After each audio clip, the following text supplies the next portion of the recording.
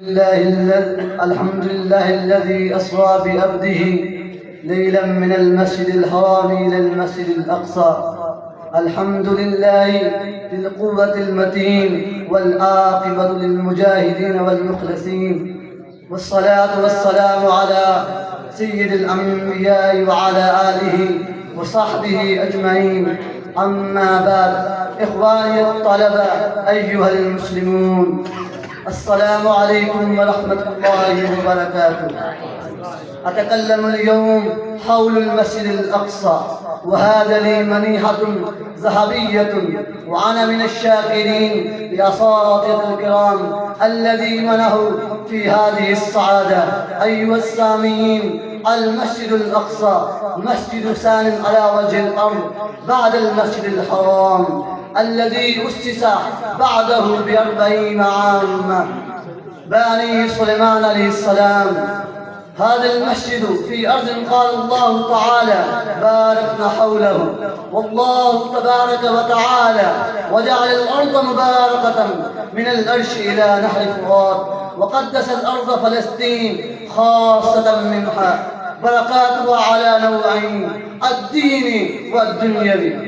أما الدين فهي أرض قبلة الأنبياء السابقين ومسكنهم ومدفنهم، والبركات الدنيوي فهي أرض خضر وعيون وجنات من أنواع التفقه.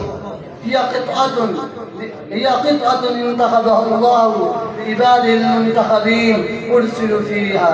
في معنى الحديث أن الدجال لا يدخل في قرب الساعة إلى 4 مساجد منها المسجد الأقصى.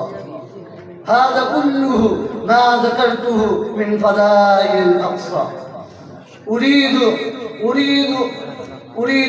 أريد تذكيركم إلى نقطة صامة. هذا المسجد وجعل الله تعالى قبلة لبني إسرائيل، وقرر ذلك لهم أن قبلتهم تكون تحت رعايتهم ما داموا على شريعتهم، وإن انحرفوا تخرج من أيديهم.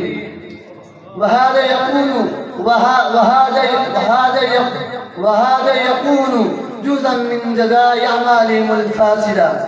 لذا نرى في بدء التاريخ قبل بعثة النبي صلى الله عليه وسلم أن بعض الملوك تسلطوا على بيت المقدس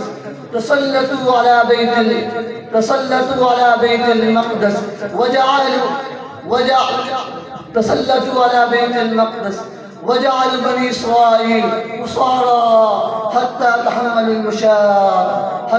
تحملوا المشاق مع الذلة، وجعلوا على زحرهم شريعة أنبيائهم حتى فتح بيت المقدس بعد بعثة النبي صلى الله عليه وسلم على يد عمر رضي الله تعالى عنه.